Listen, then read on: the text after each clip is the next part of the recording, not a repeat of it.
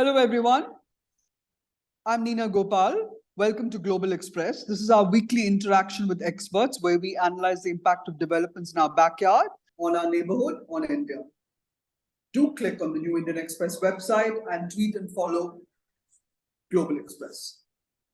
So India's biggest threat may no longer be its neighbor to the west, with which it has fought 3 wars and a 4th infraction, the Kargil intrusion.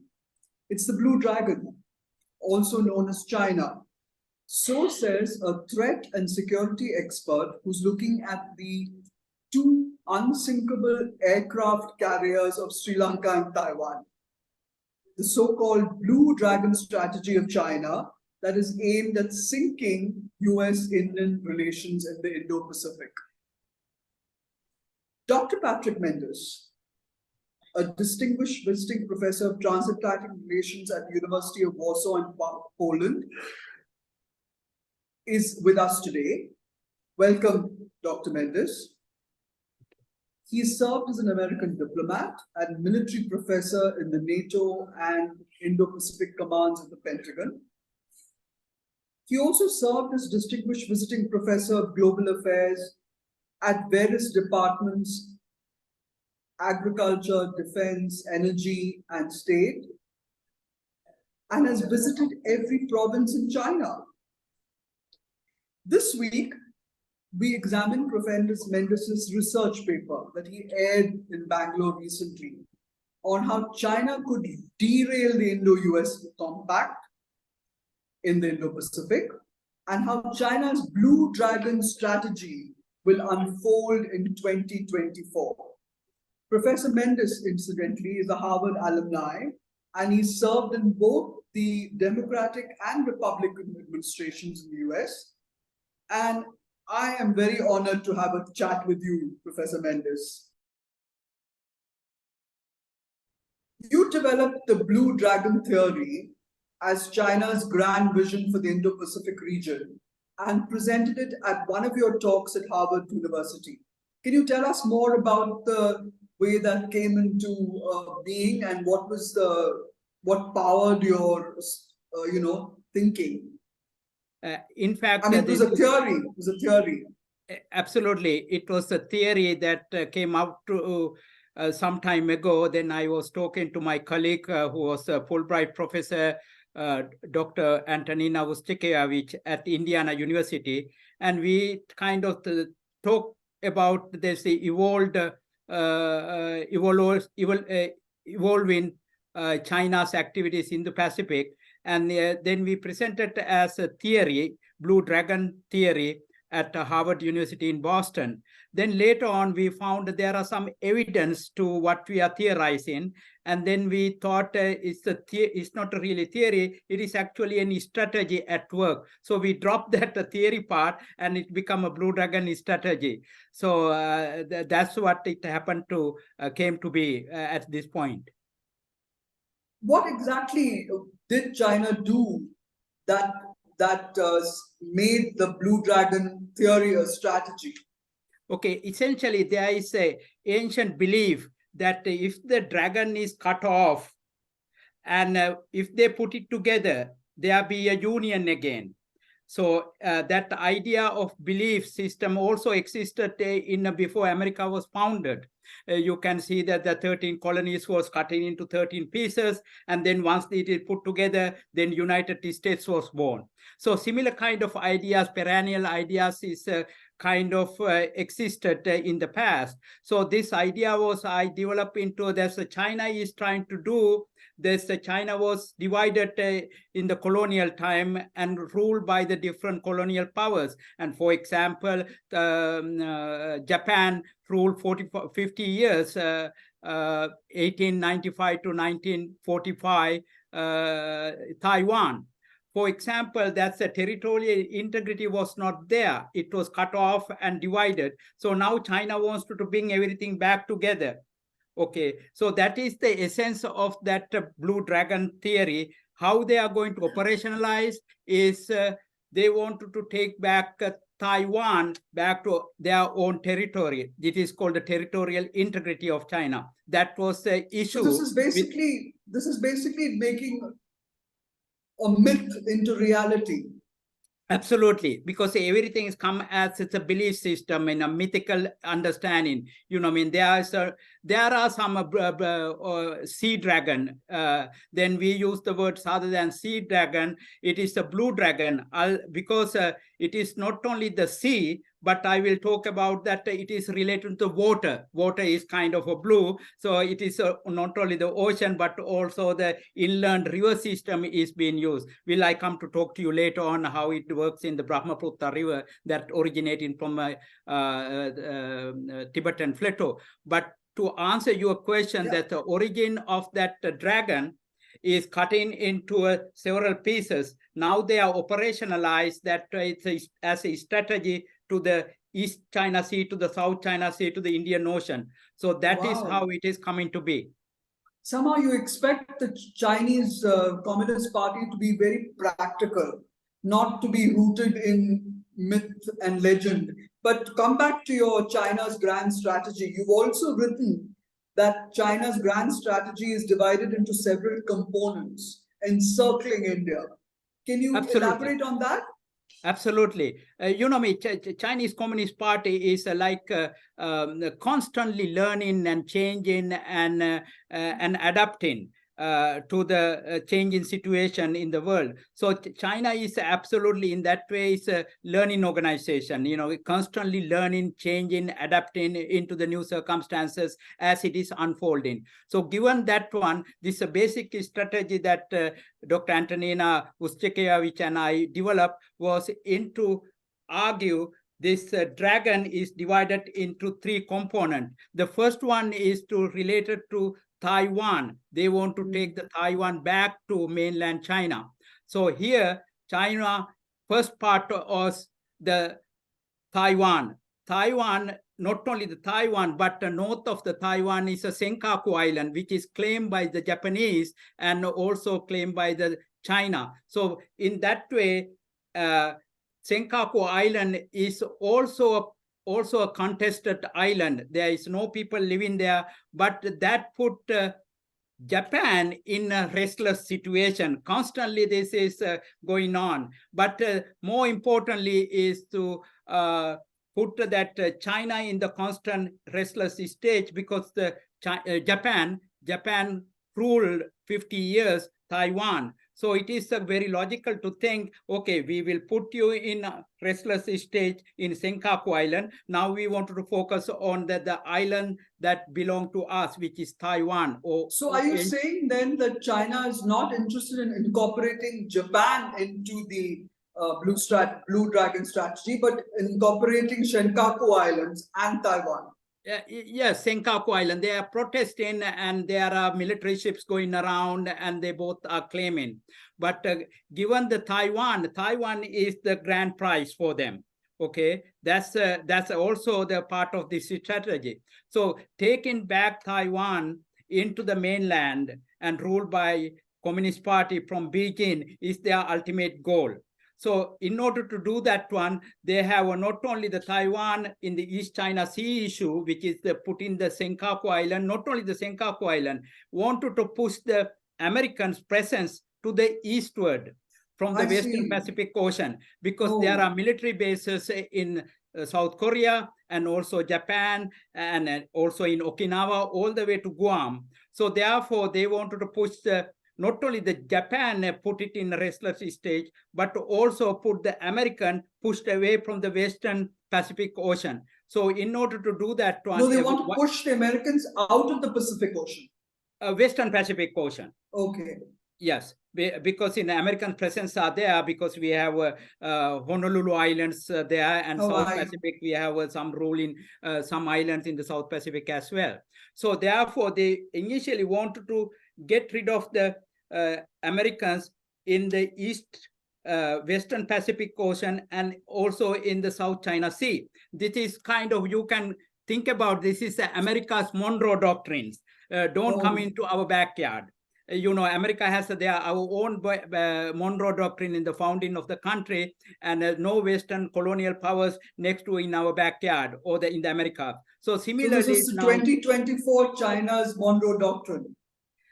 Pretty much it is happening when the China start to have this artificial island in the South China Sea. Pretty much they wanted to have a full control of the region because more than 40% of the world global trade going through this region. So there is a very critically important the survival of the South Korea and Japan and eastern part of the Philippines, even Taiwan. So therefore, this is corridor have to be open, but whoever control that one has the upper hand.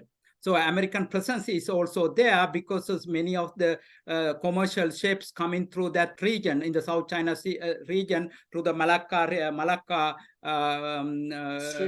Strait. Yes, so this is the one part of that strategy. It is to take over the Taiwan by also controlling the South China Sea. So that is why there are more than 11 artificial islands were built in the South China Sea. And because they wanted to have a control that region and to push the Americans away from there. So this is a constant struggle with the American ships and aircraft having a pretty much very constant encounter with the Chinese Navy and the Chinese PLA Air Force. So that's the one part of it. The second part of this strategy is the Indian Ocean. Yeah, I was going to say that is clearly the start of the Dragon strategy, but the central part of it affects India. Absolutely. That's the second part is coming from to the just like the Western Pacific Ocean. The second part of the strategy is anchored in Sri Lanka, but Sri Lanka has a very different relationship with China. It goes back to more than 2 million years. So their connections was a Buddhist diplomacy. And you probably know Faxian and Swan Sand, they came through all the way to the Western Silk Road and to India and want to learn about Buddhism, but they wanted to come to Sri Lanka because Sri Lanka is the depository of Buddhist knowledge, because after the Emperor Asoka, Buddhism completely pretty much disappeared in the birthplace of Buddhism. So then 4th century and even later centuries in the Tang Dynasty, Swan Sand, and first in the 4th century, Faxian came to Sri Lanka, but Swansen didn't come. Swansen stayed in the near Varanasi, near Bihar area.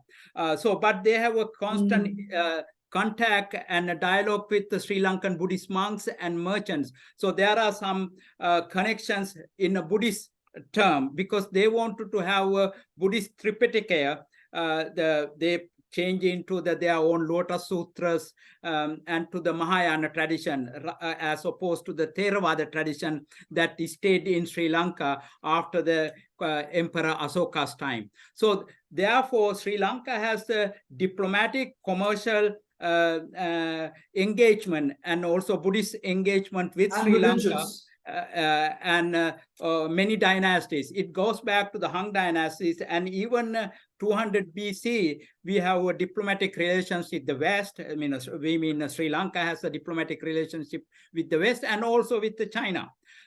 So that is that connection. This is a Buddhist legacy is there, as opposed to Taiwan is a kind of end of the Qing dynasties. They think they were part of China under the Qing dynasty, and it was afterward taken away by the Japanese ruled and so forth. No, I'm sorry. Who thought they were part of the Qing dynasty? The Taiwan. Taiwan was the part of the Qing dynasty. But Sri Lanka's legacy goes back to more than 2,000 years. Sri Lanka's diplomatic relation but and commercial is that legacy still alive? Because when you travel through Sri Lanka, I mean, the Buddhist, of course, the Viharas and all of that is Temple of the Tooth and all of that is there. But it doesn't have a Chinese imprint at all. But the Chinese, when the Faxian first came in the 4th century, they wanted to learn about the original teaching. That was stayed in first Sri Lankan kingdom, which is the Anuradhapura, which is almost 1200 years. That was the capital. And it is the kind of main mecca of Buddhist teaching or the depository of a Buddhist teaching, the original version. So at the Theravada tradition. So that is why there is an innate interest for the Chinese monks to learn about the Tripitaka, the Buddhist teaching, because that time they were fragmented. They couldn't put it together. And that's why they came to Sri Lanka to put together and understand. But what I'm saying is, in the current world and the current years, and do the Sri Lankans feel similarly? Do they reciprocate that kind of interest? Well, because Sri Lanka having a Buddhist country at the very beginning, because after Emperor Asoka sent his son and daughter to Sri Lanka and put it Buddhism over there, they have a kind of feeling that Sri Lanka is a Buddhist country because it was disappeared from Indian birthplace of Buddhism. Therefore, they have the rights and the legacy to keep the Buddhism. So that is why there is a reverence from the Chinese and vice versa. And China there is a vice versa. Yes, there is that inherent sentiment, mutual sentiments to each others, because China is considered to be a Buddhist country, not India. No, India is a Hindu country, which is a very hierarchical society. It is completely against the Buddhist notion of equality, egalitarian understanding of both men and women have the equal rights, and women can equally intellectually able to attain enlightenment. It is not a social stratification. So therefore, Sri Lankan Buddhist community believe that Sri Lankan Buddhism is much better than this hierarchical Hindu caste system. So, and China, on the other hand, also felt that way. And throughout their civilization, and they had one empress who was Buddhist and who has the direct connections with Sri Lanka during the Tang dynasty. So therefore, there are a lot of stories back and forth, historically documented stories, both in Sri Lankan Mahavansa main chronicle and also in the Chinese literature. There are many connections. But in the present day strategy, I mean, in China's a communist run state. I mean, it's barely any sense of Buddhist ideals when you travel China. And going further, the tail of your dragon seems to encircle India to almost West Asia. Yes, you can understand why this is goes all the way to Djibouti. That's their first military base located in the Horn of Africa. And that is not only the just the Indian Ocean, but the entire region is part of that influence, because the ancient Silk Road is spread it all the way from ancient capital city of Xi'an or to the westward, all the way to the Europe. So that is why they have all the connection through the BRI, Belt and Road Initiative, connecting from the northern route, which is going from the railroads through Kazakhstan and Russia, and always through Poland and through the Western Europe, like Amsterdam. And then the southern strategy is the Admiral Chung He went in the 15th century. The previous one was evolved throughout, and going to the western part of the China. So there's that was a land route. This is a land route. It's a northern route is going through the ancient Xi'an, is the land route, and the southern, that's coming from the Tang dynasty, which is also the dynasty that they are very proud of. This is a very cosmopolitan China at that time, and the Chinese are very proud of this. That's the Tang dynasty. And the second dynasty that they are focusing on was there's Ming dynasty, where Admiral Chung He went to South China Sea, to the Indian Ocean, and visited Sri Lanka several times, and also visited India as well. So therefore, President Xi Jinping thinks that the northern route is the Silk Road, and then the maritime Silk Road is connecting together. This is the maritime Silk Road. This is a maritime Silk Road I'm focusing on right now, but there is the northern route has some implication, which I will talk to you a little bit later on, where there's why the northern part of India, they have a border conflict with the China and so forth. I'll come back to that one later. So the third component, Neena, is to circling back to this dragon, back to China. That is through the Himalayas and the India, which is also critically, that is the part that the Silk Road component coming in. So you can see the northern route of the Belt Road Initiative as a belt, and the road is the Maritime Silk Road. That's the belt and road come together. So now this this Blue Dragon strategy also encompasses this the same kind of idea when they put it into the practice or put it into a strategy to accomplish their ultimate goal, rejuvenation of the Chinese nation or rejuvenation of the Chinese culture. So you can see this is everything is very comprehensively done and very thought through. This is not the ad hoc kind of thing, that this is not the Taiwan itself. It is not Sri Lanka itself. It is not the conflict in the Galwan Valley or Doklam crisis happen standoff. They are not isolated. They are all connected, coming together. So when you understand that mindset, you understand China.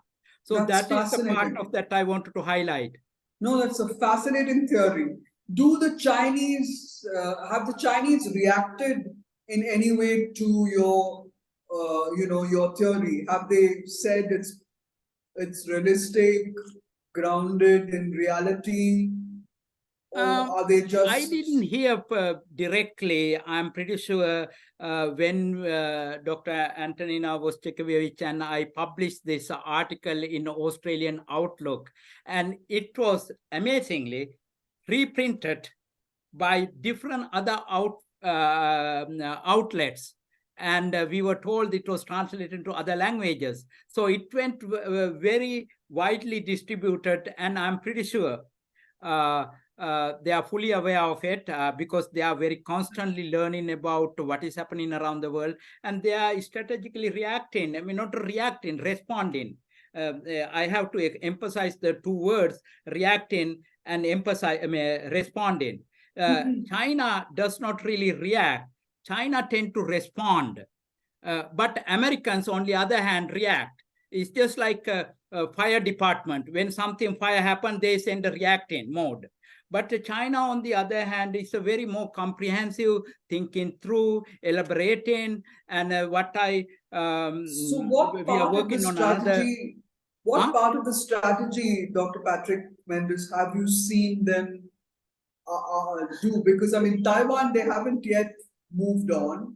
Although around Taiwan, they have put a sort of a blockade, and Sri Lanka is now clearly in China's, gun sights. Djibouti is in the bag. Doklam and Bhutan yes now, and Myanmar. Yes. Yes, of course. That's all. That's why I say this is all interconnected to this. It is not an isolated accident or anything happening over there. They are very fully collaborated or coordinated. This is the things are happening. And you also said at a recent conclave here that one of China's main strategies was to keep India unsettled. Yes. Is that part of the game? Yes, in the part of the game. Let me come to that one, talk about it, and then you can see that my previously, which I said, is that this strategy is anchored in both in Taiwan, in order to get the Taiwan back to the mainland, and also to the push the Americans away from the Western Pacific Ocean. And the second part is the anchor is the Unsinkable aircraft carrier is Sri Lanka, which is the mode is their ancient connections to Sri Lanka, Buddhist diplomacy, which I call it. And there are these two countries, what I call it Unsinkable aircraft carrier. Matter of fact, this was initially called, referring to the Taiwan, when General Douglas MacArthur used that term. But few years ago, actually, Indian Foreign Secretary Shankar Menon also referred to Sri Lanka as the Unsinkable aircraft carrier. So therefore, you Neena. can see not only me thinking about it, but also the Foreign Secretary of India, Foreign Secretary Menon, was also mentioned about to the south of India, there is a Unsinkable aircraft carrier. He was referring to Sri Lanka, of course. So you can see this is the two anchors were there. So this is a part of the China's strategy. Of course, you have Djibouti over there. It is already given. Well, the Djibouti is also shared by the French, British, and American military bases are there. So given this one, which I mentioned to you earlier, there is a grand strategy. Ultimate objective is to take the Taiwan back to the mainland, and also the China has that belief that China has North Sea and the East China Sea, South China Sea, and also they have a mythical idea. They also have a Western Sea. We'll come to that in a minute. Okay. I want to actually go back to Colombo, where Yes. you said the Colombo Lotus Star there, Yes. which was built more than a decade ago, and that Yes. no one saw it as part of China's Buddhist diplomacy, so to speak. So this was a very sophisticated telecommunication tower which was built. Why is it that India didn't object at that point? Well, nobody knew. This is a very innocent. This is the Chinese strategy. You don't want to upset the enemy. You just do it in a normal way. When you said Buddhist Lotus Tower, okay, lotus is a symbol of Buddhism. Buddhist monks would not oppose it. They even embrace that one. Okay, this is a symbol of Buddha. Lotus Tower is going to come in out of Colombo. So therefore, nobody even saw this one as a most sophisticated telecommunication tower. Initially, they said that they wanted to support the commercial ships that going through the Arabian Sea to the Bengal Sea to the South China Sea to the Eastern Pacific, Western Pacific region. So they did not see Sri Lanka's this Buddhist diplomacy. They are building this TV tower. Initially they call it a TV tower. So who is going to object that this is a Buddhist Lotus Tower? Is going to be a TV tower? And at that time, I mentioned when I wrote it about more than a decade ago in International Journal at Columbia University, and nobody paid much attention. Okay, and of course I didn't think about that way either. Honestly, I thought this is a TV tower. It is going to be a Lotus Tower. Okay, it's actually a surveillance. Yeah, I see the Buddhist connection between the two countries. Okay, China is rejuvenating. That's an ancient link.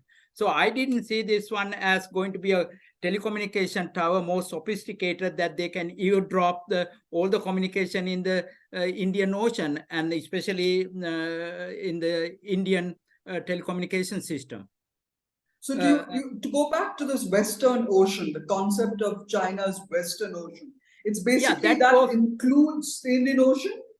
A completely Indian Ocean, where that Admiral Chung He came to Sri Lanka and also, of course, to India during the Ming Dynasty, is the 15th century. That's where that he came into Sri Lanka in 1409, and went to ancient city, port city called Galle, down southwestern part of Sri Lanka.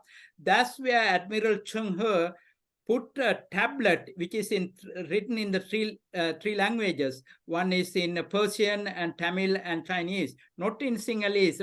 That time interesting, yeah, because there was a king in Sri Lanka, King Veera Alakeshwara, who considered to be a Sri Lankan king. Actually, he is a Tamil king, and so you can understand the sophistication of the knowing the language. They put this tablet in the three languages: Persian language and Tamil and Chinese, of course, and they put it over there. And they found it, I think about almost little over 100 years ago, they found this tablet. Now it's in the Colombo Museum.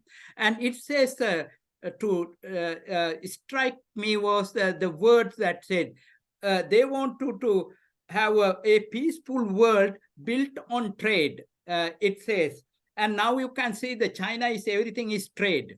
Okay, if you don't have economic power or trading or commercial power or the investment power, nothing would come. No military power, no any kind of soft power, anything can be there. You need to have money to everything. So they wanted to have this commercial power, commercial economic power. So they said peaceful world built on trade. So this was pretty much actually the founding of the America also. America wants to have a commercial nation.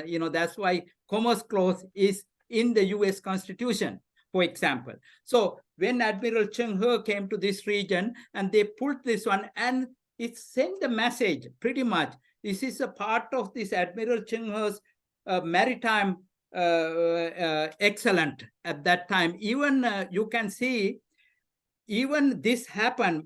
Admiral Cheng He came to Sri Lanka and to the Indian Ocean almost 100 years before Columbus came to discover America. And they came in a very tiny 3 ships.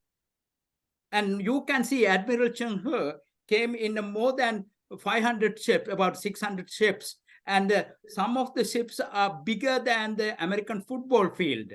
And you can see the technology and compared to the Western technology when Columbus came to Americas. And then, so how do you see this playing out in the current scenario, Dr. Mendis? I mean, you have China, which has this very grand ambitions, but yes, everybody is not going to fall in line, right? I mean, there's going to be a pushback from the U.S., from Taiwan, from Philippines. I think, yeah, this is what is, Vietnam. I think, happening. As you mentioned, Neena, earlier, when the Colombo Lotus Tower was built, and it is a TV tower or the communication tower, Lotus Tower, it is a Buddhist tower. Nobody paid much attention. And this is okay. This is the Chinese strategy. And then now they are coming to have this military ships came. And 2 submarines came when President Xi Jinping visited Sri Lanka. And then they have research ships came last year and the last month into Colombo port. So you can see this is a gradualism. It's not a shock therapy. They are not going to have a gung-ho taking over anything. They are gradualism. Let them think about it and get used to it. Is keep saying the same thing, keep doing the same thing. It become a new normal. So then you can achieve everything without having a war. We don't have to fight a war, win a war. So this is their strategy. So coming back to this one, you can see this rejuvenation of the Chinese nation, Chinese culture. This is the rejuvenation of the Ming dynasty. The superb maritime supremacy was there. Now they wanted to have the same thing, much better than the Americans. So you can see this, all the news coming from China. They have the supersonic and most wave technology and all those things coming up. They wanted to bring back the Ming dynasty's maritime supremacy into the region. Why? To rejuvenate Chinese culture, Chinese nation. It's the same as in the Ming dynasty. That's the Indian Ocean is key to that one, because that time Admiral Cheng He visited several times to the region. So that's why they wanted to have this rejuvenation part. So having said that one, you can see, coming back to your other question, that put India in a restless situation. So it took about more than a decade for the India or to the Americans to realize this is a Colombo Lotus Tower is not really a Buddhist tower. It is not the TV tower. It is something else. Yeah. Now this is the ships coming in. This is there are ships coming into the survey the bed of the ocean and the topography of the ocean bed, and you can see there are something else happening. When you put all these dots together, I hope you and your audience can see what is happening. Let me. Thank you very much, Professor Mendis. That was a very enlightening discussion. Yeah. As 2024 is upon us, China's sinister plans to encircle India and isolate us from our new allies, the United States in particular, as well as Japan and Australia and Vietnam, is something India must plan to counter. You know? Well, that's becoming a little bit challenging, and I think it's kind of too late. Let me explain why. So please do.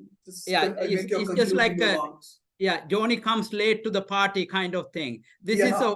already in set. So let me Yeah. explain that one, why that it is too late for India to think differently. One is the Sri Lanka is pretty much is the Chinese vassal state, okay, and you cannot do anything about it. You know, they spent billions of dollars, Hambantota and the Colombo port city they are building, and Yes. and now they are using the soft power. They are now going to the help in the Sri Lankan fishermen in the Jaffna Peninsula and the Eastern Peninsula, and also the Chinese diplomats going to the Buddhist schools. And now, not of the hard power, not on the buildings they are talking about infrastructure. Now they are using the soft power to talking about fishermen in the north. And then the school children in the Buddhist temples in the south. So this is already pretty much just given it is Chinese, okay, on the one hand. And then, of course, you have Adani Group, and Americans are now wanted to build the Colombo port. It's a sideshow in a way. Pull and, okay? Pull and push. So this is why Sri Lanka is critical for China to do what they wanted to do. They took it that one very nicely without any kind of protest or anything from India. So then the second come is they put India constantly in a restless position. If you look at the Galwan Valley skirmish that happened, and people died from the both sides, the soldiers, and there are certain rail guards are there, no weapons can be used, and also that kind of thing. But still that happened. It is purposeful, it is not accidental. Once in a while, peaceful things coming in. When it is needed, they have a little skirmish here and there. And there is another one coming in this Dolkham standoff near Bhutan and Nepal. And then what they call the chicken neck, what right. India call it. So that's happening over there. That's constantly put Indian defense and Indian national resources, and constantly they have to be vigilant about it. That's why you can understand that part. India finally realized it. They want to monitor what is the troops movements in these two regions, in the Chinese side and coming to the border. They now at least agreed with the Americans and signed these 4 agreements, military agreement and satellite sharing, information sharing, and so forth. We can go into that one if you're interested in. But the point is, now India cannot do it itself. You need to have a partner, and technologically high sophisticated technology, you have to partner with the Americans. That's you can talk about Quad and AUKUS, and we need to come together. All the democracies have to come together in order to live in the democratic world. So that part is happening over here. And then the other part is on India's arch enemy to the west, okay? And I don't want to go and bore about that history. You already know more than I do. But the important part is China's Pakistan economic corridor that going for the Gwadwa, the port, and it goes to the Islamabad in the mountains to the Kashgar in the Chinese side, and also that connected to the Xinjiang province, okay? That's right. That is the oil and gas pipelines going through that one. Okay, that's the part they're spending more than $40 billion next 10 years time for Pakistan to do this project. So that also put India in a constant vigilant situation, vigilant state with its arch enemies, and it is a fair weather friend to China.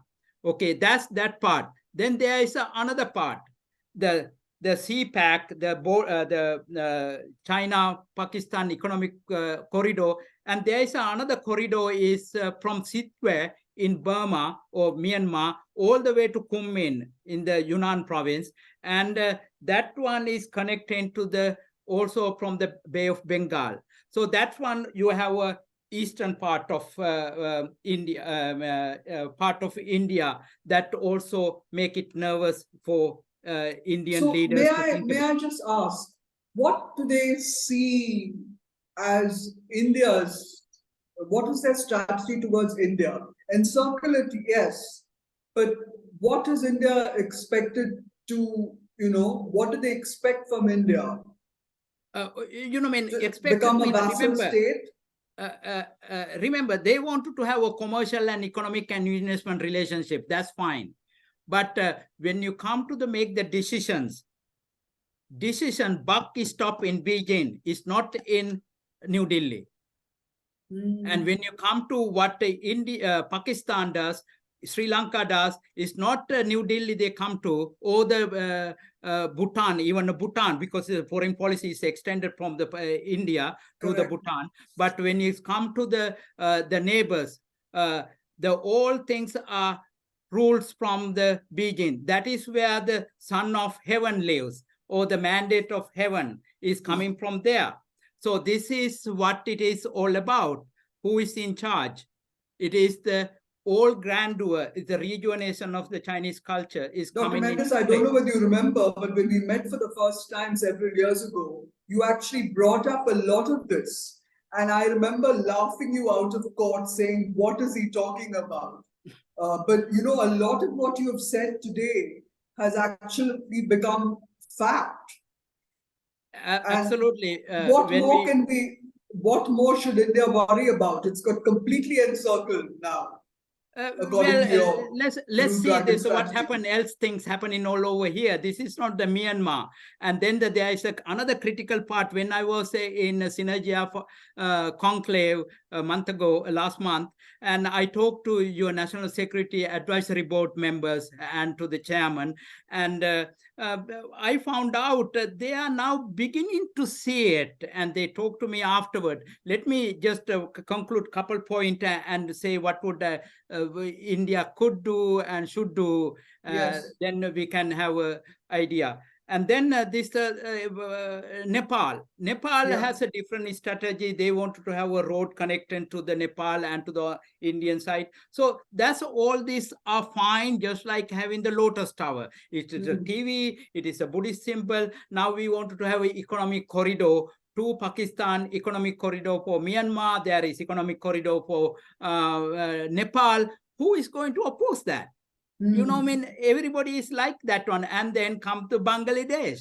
Bangladesh has a dual strategy. One is the economic strategy that China is building dam and also providing infrastructure. More importantly, this is where I raised the issue with your National Security Advisory Board members, and where I mentioned this is very critical, where that China can control and put the pressure on India by controlling the water flow through Brahmaputra River, because there are some dams in the Chinese side in the Tibetan plateau. And if they control the water flow, whether it is the release water or control it, it has an impact on the Brahmaputra River. Brahmaputra River is not just a river, it is a livelihood. And they do the same thing in the Mekong River. And Mekong River is not just a river. It is a complete livelihood in the many different countries, in Laos to Vietnam and Myanmar, and happening all over there, Cambodia, for example. Now, same thing happening in the Indian side. When China controls the water, it has a direct impact on the livelihoods of the Brahmaputra people living in the Brahmaputra River. And that one, actually, one of your dear friend in the National Security Advisory Board said to me, Patrick, I actually wrote about 2 years ago when he was he was a foreign secretary. He wrote about this one. He kind of captured that part of the strategy because he did work on it. But when I mentioned to him, this is not just one strategy. There are many strategies at work simultaneously. That is the part is very hard to understand because you need to connect the dots.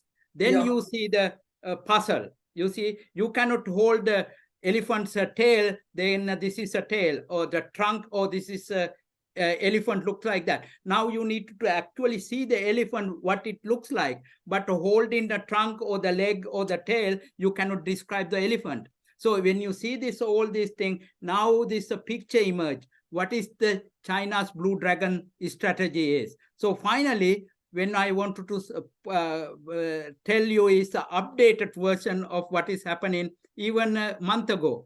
That is the Chinese ships. They are called the research ships. They are in collaboration with the Sri Lankan Research Institute and the Ruhuna University. They are actually nominal. What kind of data they can use that find in this survey of the seabed of Indian Ocean?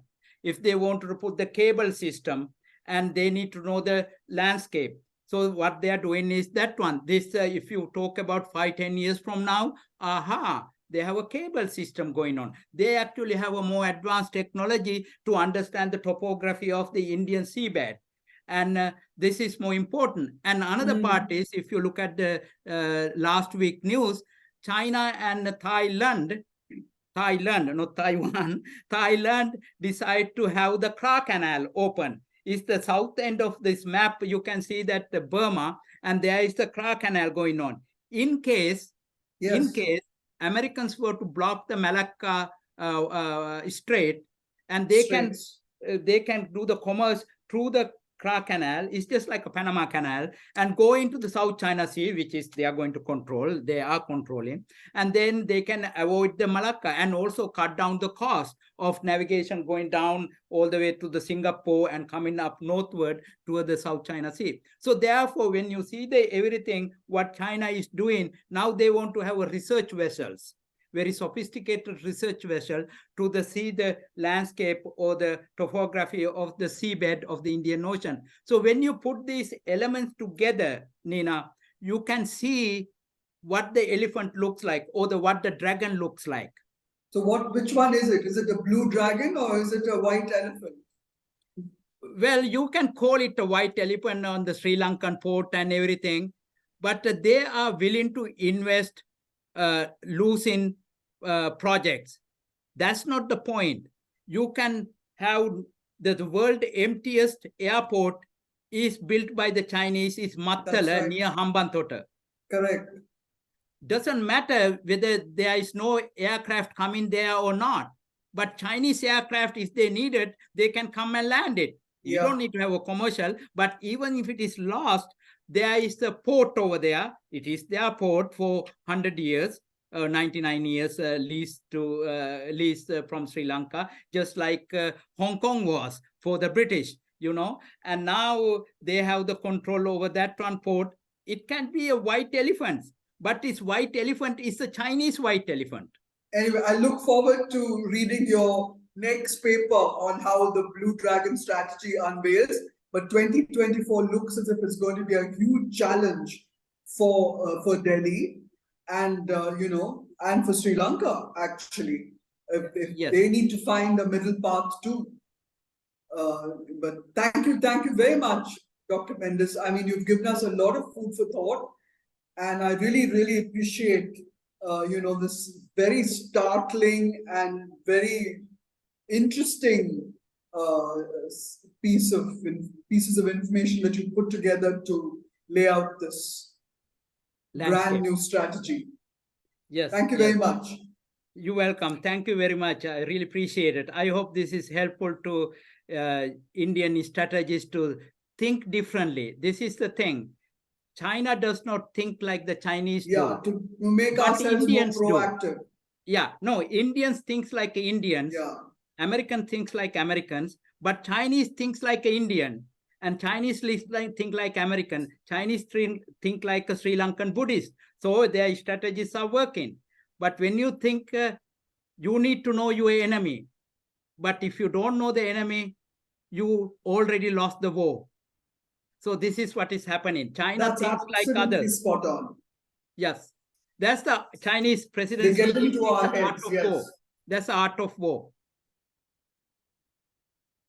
Anyway, let's see whether Xi Jinping really becomes the emperor of the Western Ocean. It is pretty much son of heaven already. Emperor is there in the Middle Kingdom. Yeah. Thank you very much. We must end it here. Thank you. Thank you. Thank you very much, Dr. Mendis. Bye-bye.